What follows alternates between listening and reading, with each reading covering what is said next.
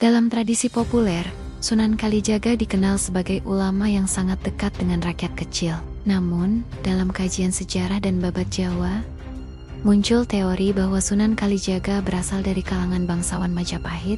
Nama kecil Sunan Kalijaga sering disebut sebagai Raden Said, putra dari Tumenggung Wilatikta Raden Sahur, seorang pejabat penting di wilayah Tuban yang masih berada dalam lingkup kekuasaan Majapahit pada akhir abad ke-15. Gelar Raden sendiri dalam struktur sosial Jawa menunjukkan status kebangsawanan. Latar belakang ini dianggap menjelaskan mengapa dakwah Sunan Kalijaga sangat mudah menembus kalangan elit, mulai dari bangsawan, adipati, hingga lingkar kekuasaan kerajaan. Ia memahami struktur politik budaya istana, serta psikologi penguasa Jawa pada masanya. Secara historis, metode dakwah Sunan Kalijaga juga mencerminkan pendekatan seorang elit terdidik. Ia tidak merombak budaya Jawa secara frontal, tetapi mengislamkan simbol-simbol lama seperti wayang, gamelan, dan tradisi Slametan. Pendekatan kultural ini efektif menjaga stabilitas sosial di masa transisi dari Majapahit ke kerajaan-kerajaan Islam.